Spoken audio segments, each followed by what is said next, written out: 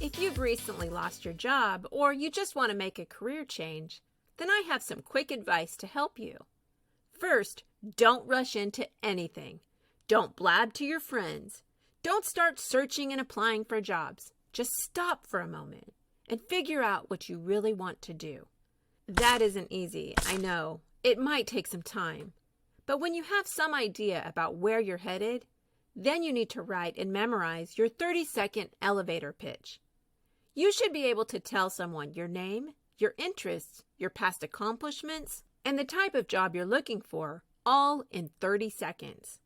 Now you're ready to tell your friends, make posts on social media, and start searching and applying for a job. Be sure everyone knows your skill set and the type of work you're wanting. Now that you're getting the word out, it's time to start socializing. According to research, only 30% of jobs are posted to the public through employment sites and recruiters. The other 70% of jobs are never posted and are filled by a friend or a friend of a friend. In other words, networking is king.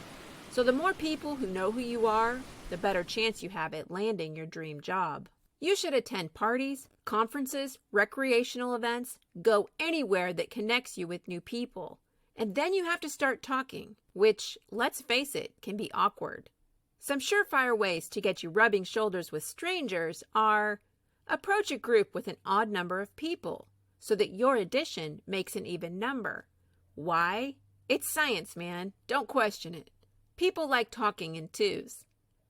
Then just say hello, and then listen to them, compliment them, and be sure they know who you are and how to find you in the future. Business cards are perfect for this. Now that your name is out there floating around, you need to have that resume prepped. Many big companies use software to sort through incoming resumes, so you want to be sure your resume isn't working against the algorithm. Keep your formatting simple and use keywords from their job description to be sure your resume makes the final cut.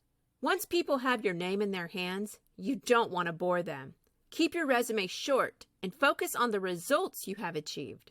For example, instead of saying you're creative, tell them what you have created: a website, photographs, profitable solutions. And finally, whenever possible, be an early applicant.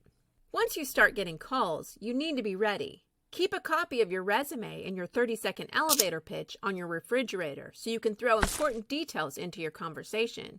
Never reschedule a call. By the time your next chance comes up, they will have already hired someone. Before an interview, research the company and the person who interviews you so you can appear to be familiar with the company.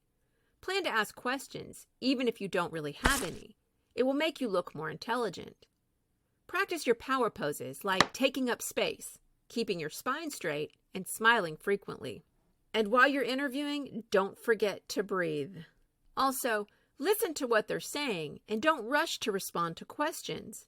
Your pause will show them that you're patient and you take the time to think through problems. Maintain eye contact, and when you do look away, do it in an upward or side direction and do it slowly. You can couple it with a gesture to make it feel natural. Shake their hand and give a compliment or courtesy as you leave. If you really want to impress them, you can send a thank you card after the interview. So good luck to you. If you follow these tips, you're sure to land the perfect job in no time.